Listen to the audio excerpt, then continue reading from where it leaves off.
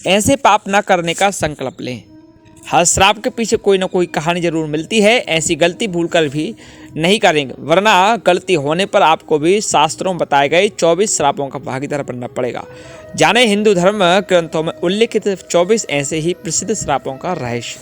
अपनों से कोई भी सत्य बात न छुपाए। युधिष्ठिर का स्त्री जाति को श्राप। महाभारत युद्ध समाप्त होने के बाद जब कुंती ने युधिष्ठिर को बताया कि कर्ण तुम्हारा बड़ा भाई था, तो पांडवों को बहुत दुख हुआ। कर्ण के जन्म का रहस्य जानकर बहुत दुखी होकर युधिष्ठिर ने संपूर्ण स्त्री जाति को श्राप दिया कि आज से कोई भी स्त्री गुप्त बात छिपाकर नहीं रख सकती। मैथुन करने वाले किसी भी जोड़े को ना मारो। ऋषि किंदम का राजा पांडु को श्राप। राजा पांडु शिकार खेलने वन में गए। उन्होंने वहां हिरण के जोड़े को सम्मुख करते देखा और उन पर बाण चला दिया। लेकिन वास्तव में वो हिरणी ऋषि किंदम व उनकी पत्नी थी। तब ऋषि किंदम ने राजा पांडु को श्राप दिया कि जब भी तुम किसी भी स्त्री से मिलन करोगे उसी समय तुम्हारी मृत्यु हो जाएगी। इसी श्राप के चलते जब राजा पांडु अपनी पत्नी माद्री के साथ मिलन कर रहे थे, उसी समय उनकी मृत्यु हो गई। किसी बेकसूर को बिना सोचे समझे दंड मत दो। मांडव्य ऋषि का यमराज को श्राप। मांडव नाम के एक ऋषि थे। राजा ने भूलवश उन्हें चोरी का दोषी मानकर सूली पर चढ़ाने की सजा दी।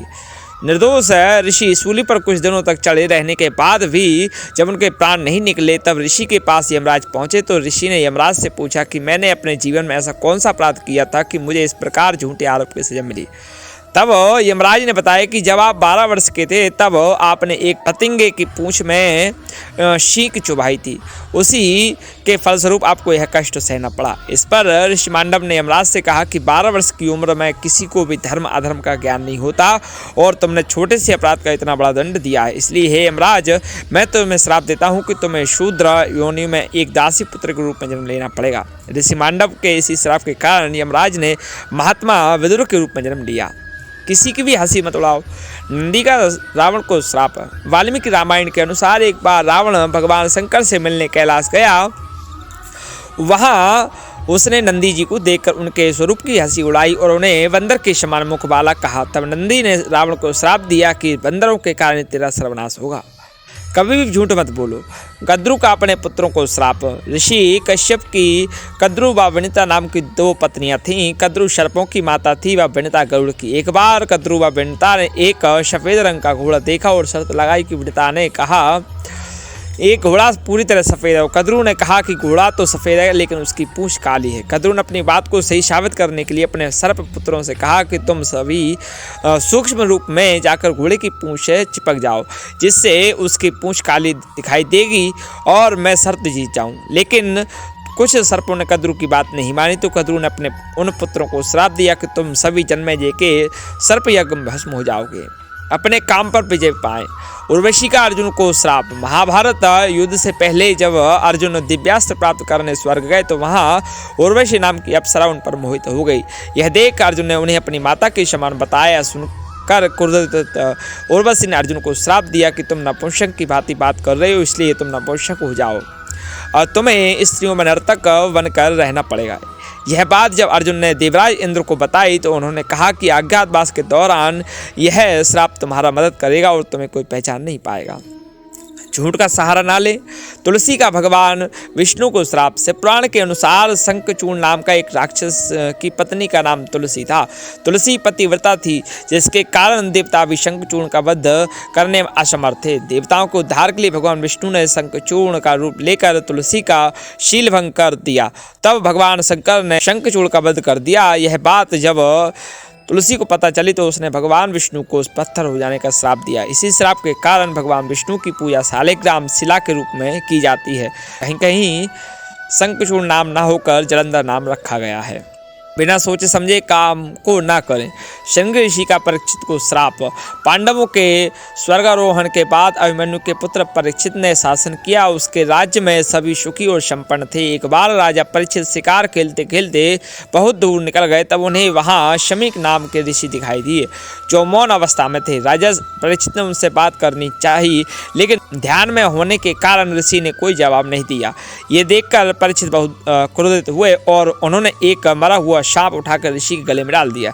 यह बात जब समीक ऋषि के पुत्र श्रृंगी को पता चली तो उन्होंने श्राप दिया कि आज से 7 दिन बाद तक्षक नाग राजा परीक्षित को डस लेगा, जिससे उनकी मृत्यु हो जाएगी। राजा अनरण्य का रावण को श्राप। वाल्मीकि रामायण के अनुसार रघुवंश में एक परम प्रतापी राजा हुए थे जिनका नाम अनरण्य था। जब रावण विश्व विजय करने निकला तो राजा अनरण्य से भयंकर युद्ध हुआ। उस युद्ध में राजा अनरण्य की मृत्यु हो गई। मरने से पहले उन्होंने रावण को श्राप दिया कि मेरे ही वंश में उत्पन्न एक युवक तेरी मृत्यु का कारण बनेगा। इन्हीं के वंश में आगे जाकर भगवान श्री राम ने जन्म लिया और रावण का वध किया। परशुराम का कर्ण को श्राप। महाभारत के अनुसार परशुराम भगवान विष्णु के ही अंश अवतार थे। सूर्यपुत्र कर्ण उन्हीं का शिष्य था। कर्ण ने परशुराम को अपना परिचय एक ब्राह्मण के रूप में दिया था। एक बार जब परशुराम कर्ण की गोद में सिर रखकर सो रहे थे, उसी समय कर्ण को एक भयंकर कीड़े ने काट लिया। गुरु की नींद में विघ्न न आए ये सोचकर कर्ण दर्द सहते रहे, लेकिन उन्होंने परशुराम को नींद से नहीं उठाया। नींद से उठने पर जब परशुराम ने यह देखा तो वे समझ गए कर्ण ब्राह्मण नहीं बल्कि क्षत्रिय है। तब क्रोधित होकर परशुराम ने कर्ण को श्राप दिया कि मेरी सिखाई हुई शस्त्र विद्या की जब तुम्हें सबसे अधिक आवश्यकता होगी उस समय तुम यह विद्या भूल जाओगे। तपस्विनी का रावण को श्राप। वाल्मीकि रामायण के अनुसार एक बार रावण अपने पुष्पक विमान से कहीं जा रहा था, तभी उसे एक सुंदर स्त्री दिखाई दी जो भगवान विष्णु को पति रूप में पाने के लिए तपस्या कर रही थी।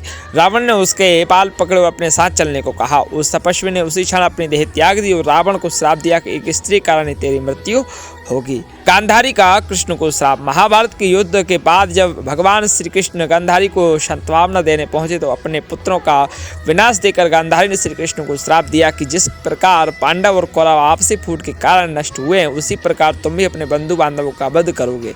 आज से 36वें वर्ष तुम अपने बंधु बांधव पुत्रों का नाश हो जाने पर एक साधारण कारण से अनाथ की तरह मारे जाओगे। गांधारी के श्राप के कारण ही भगवान श्री कृष्ण के परिवार का अंत हुआ। महर्षि वशिष्ठ का वसुओं को श्राप।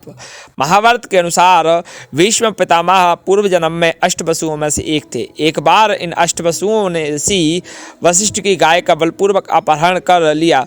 तब ऋषि को इस बात का पता चला तो उन्होंने अष्टवसुओं को श्राप दिया कि तुम 8 वसुओं को मृत्यु लोक में मानव रूप में जन्म लेना होगा और 8वें वसु को राज स्त्री आदि सुखों की प्राप्ति नहीं होगी। यही 8वें वसु भीष्म पितामह थे। सूर्पनखा का रावण को श्राप। वाल्मीकि रामायण के अनुसार रावण की बहन सूर्पनखा के पति का नाम विद्युतजिह्व था। वो कालकेय नाम के राजा का सेनापति था। रावण जब विश्व युद्ध पर निकला तो कालकेय से उसका युद्ध हुआ। उस युद्ध में रावण ने विद्युतजिह्व का वध कर दिया। तब सूर्पनखा ने मन ही मन रावण को श्राप दिया कि मेरे ही कारण तेरा सर्वनाश होगा। ऋषियों का शांब को श्राप। महाभारत के मौसल पर्व के अनुसार एक बार महर्षि विश्वामित्र, कंडव आदि ऋषि द्वारका गए। तब उन ऋषियों का परिहास करने के उद्देश्य सारण आदि वीर कृष्ण पुत्र सांब को स्त्री वेश में उनके पास ले गए और पूछा कि इस स्त्री के गर्भ से क्या उत्पन्न होगा। क्रोधित होकर ऋषियों ने श्राप दिया कि श्री कृष्ण का ये पुत्र वृष्णि और अंधक वंशी पुरुषों का नाश करने के लिए लोहे का एक भयंकर मूसल उत्पन्न करेगा, जिसके द्वारा समस्त यादव कुल का नाश हो जाएगा। दक्ष का चंद्रमा को श्राप। शिवपुराण के अनुसार प्रजापति दक्ष ने अपनी 27 पुत्रियों का विवाह चंद्रमा से करवाया था। उन सभी पत्नियों में रोहिणी नाम की पत्नी चंद्रमा को सबसे अधिक प्रिय थी। यह बात अन्य पत्नियों को अच्छी नहीं लगती थी। ये बात उन्होंने अपने पिता दक्ष को बताई तो वे बहुत क्रोधित हुए और चंद्रमा को सभी के प्रति समान भाव रखने को कहा, लेकिन चंद्रमा नहीं माने। तब क्रोधित होकर दक्ष ने चंद्रमा को क्षय रोग होने का श्राप दिया। माया का रावण को श्राप। रावण ने अपनी पत्नी की बड़ी बहन माया के साथ विछड़ किया था। माया के पति वैजयंतपुर के शंभर राजा थे। एक दिन रावण शंभर के यहाँ गया। वहाँ रावण ने माया को अपनी बातों में फंसा लिया। इस बात का पता लगते ही शंभर ने रावण को बंदी बना लिया। उसी समय शंभर पर राजा दशरथ ने आक्रमण कर दिया। इस युद्ध में शंभर की मृत्यु हो गई। जब माया क्षति होने लगी तो रावण ने उसे अपने साथ चलने को कहा।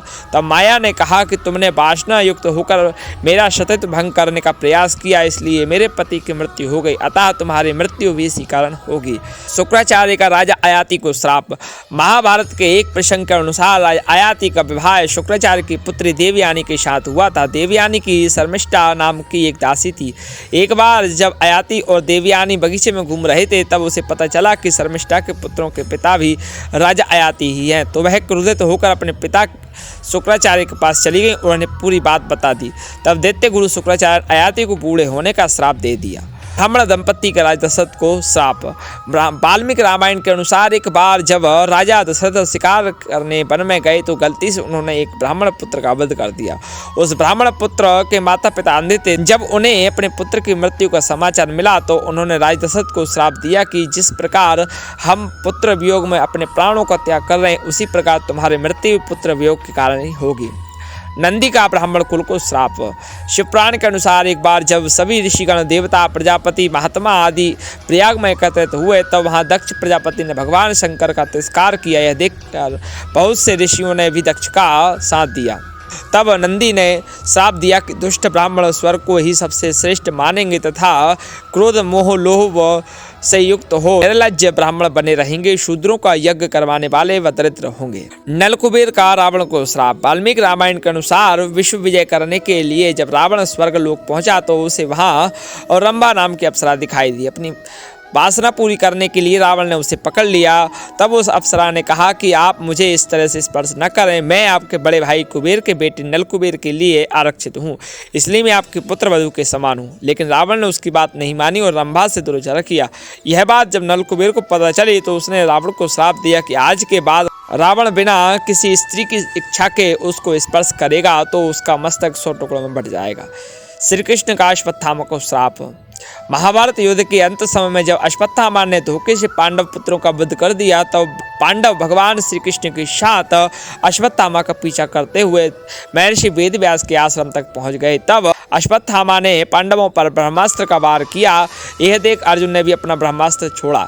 महर्षि व्यास ने दोनों अस्त्रों को टकराने से रोक लिया और अश्वत्थामा और अर्जुन से अपने अपने ब्रह्मास्त्र वापस लेने को कहा। तब अर्जुन ने अपना ब्रह्मास्त्र वापस ले लिया, लेकिन अश्वत्थामा अपने अस्त्र की दिशा बदल कर अभिमन्यु की पत्नी उत्तरा के गर्भ की ओर कर दी। यह देख भगवान श्री कृष्ण ने परीक्षित की रक्षा कर दंड स्वरूप अश्वत्थामा के माथे पर लगी मणि निकालकर उन्हें तेजहीन कर दिया और युगों तक भटकते रहने का श्राप दिया था। तुलसी का श्री गणेश को श्राप।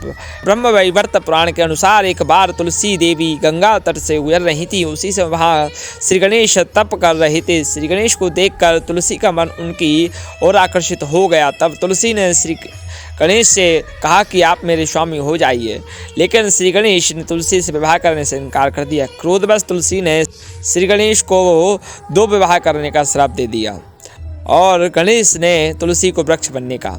नारद का भगवान विष्णु को श्राप। शिवपुराण के अनुसार एक बार देवऋषि नारद एक युवती पर मोहित हो गए। उस कन्या के स्वयंवर में वे भगवान विष्णु के रूप में पहुंचे, लेकिन भगवान की माया से उनका मुंह बानर के समान हो गया। भगवान विष्णु भी स्वयंवर में पहुंचे। उन्हें देखकर उस युवती ने भगवान का वर्ण कर लिया। यह देखकर नारद मुनि बहुत क्रोधित हुए और उन्होंने भगवान विष्णु को श्राप दिया कि जिस प्रकार तुमने मुझे स्त्री के लिए व्याकुल किया, उसी प्रकार तुम भी स्त्री विरह का दुख भोगोगे। भगवान विष्णु ने रामावतार में नारद मुनि के श्राप को पूरा किया। जय श्री राम।